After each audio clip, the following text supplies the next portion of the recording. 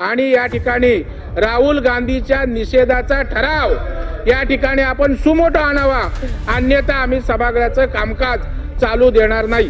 त्याच्याशिवाय कुठलाही मी ठराव सुमोटो करणार नाही आणि तो लोकसभेला पाठवावा ही माझी मागणी आहे। हे आपल्या सभागृहामध्ये हे तो हात नाही करायचा, माझ्याकडे हात नाही करायचा, माझ्याकडे हात नाही करायचा। आता मी 5 मिनिटं का थांबवलं की बाबा वेळ आपल्याला राज्यपालांचं अभिभाषण आणि विरोध 260चा प्रस्ताव। अरे पण हे तुम्ही असं चालणार नाही, काय तुमचा मुद्दा आहे? नाही नाही असं नाही आरडाओरडा चालणार।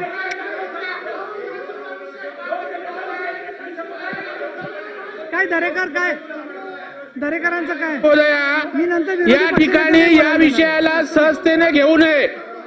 सभापती महोदय, राहुल गांधी यांनी त्या ठिकाणी जे वक्तव्य केलं ते आम्ही सहन करू शकत नाही। हिंदू हिंसक आहेत अशा प्रकारचं वक्तव्य हे धिक्कार करण्यासारखं आहे। राहुल गांधींचा या ठिकाणी आम्ही धिक्कार करतो, कारण सभापती महोदय या ठिकाणी आपण बघाल की हिंदूंच्या भावना यामुळे दुखावल्या जातात। सभापती महोदय, हिंदूंच्या भावना दुखावल्या जातात, आपण दखल घेण्याची आवश्यकता आहे। त्याच्यामुळे सभापती महोदय, माझी आपल्याला विनंती आहे की या ठिकाणी महाराष्ट्रातल्या तमाम हिंदूंच्या भावनांची आपण कदर करावी आणि राहुल गांधी यांनी केलेल्या वक्तव्याची त्याच्यानंतर मला विरोधी पक्षालाही बोलायला द्यायला लागेल। मग बोलू दे, म्हणजे आता तर मी बोला। नाही ना, तुम्ही घ्या ना नंतर। सभापती महोदय, जरा गंभीर विषय आहे। सभापती महोदया, या ठिकाणी राहुल गांधी सन्माननीय यांनी या ठिकाणी सांगितलं हिंदू हिंसक आहे, यावर सन्माननीय देशाचे पंतप्रधान नरेंद्र मोदी साहेबांनी दखल घेतली, बोलले अतिशय गंभीर बाब आहे आणि त्या ठिकाणी पुरे हिंदू समाज का अपमान आहे। त्याच्यामुळं आज देशाचे पंतप्रधान त्या ठिकाणी जर हिंदू समाजाचा अपमान आणि हा विषय गंभीर घेत असतील तर हिंदवी स्वराज्य संस्थापक छत्रपती शिवाजी महाराजांची भूमी आहे, हे महाराष्ट्र राज्य आहे, त्यामुळे या विधिमंडळाने दखल घेतलीच पाहिजे अशा प्रकारची मागणी आहे। आणि या ठिकाणी राहुल गांधीच्या निषेधाचा ठराव या ठिकाणी आपण सुमोटो आणावा अशा प्रकारची आपल्याकडे आमची मागणी आहे, अन्यथा आम्ही सभागृहाचं कामकाज चालू देणार नाही।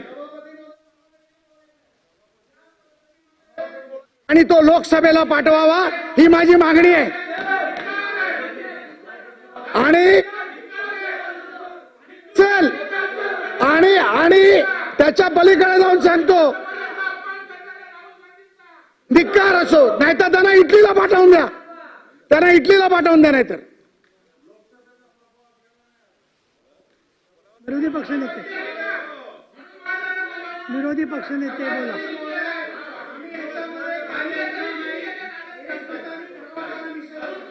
सभापती महोदय,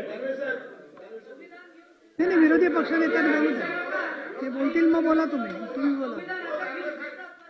सभापती महोदय, माझा मुद्दा हा आहे, जे काही वक्तव्य ज्याचं असेल त्याचं लोकसभेत झालेलं आहे, त्याचा संबंध आपल्या कामकाजाशी येतो का, हा माझा प्रश्न आहे।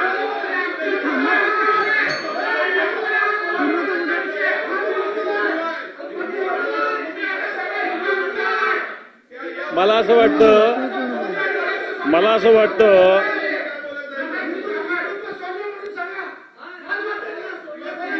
असं वाटतं हिंदुत्वाचा मुद्दा मांडणारे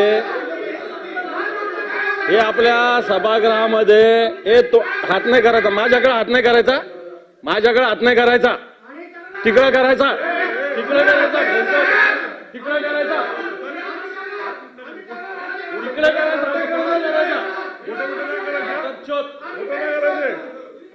तिकडे करायचा।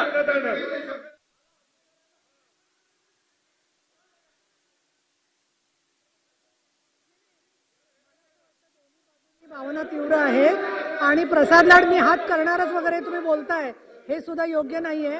आणि दानवेजी, तुमचा मुद्दा जरी लक्षात आला तरी ज्या स्तरावरती ही सगळी चर्चा गेलेली आहे त्याच्यामध्ये संसदीय कार्यमंत्री पण इथे उपस्थित नाही आहेत.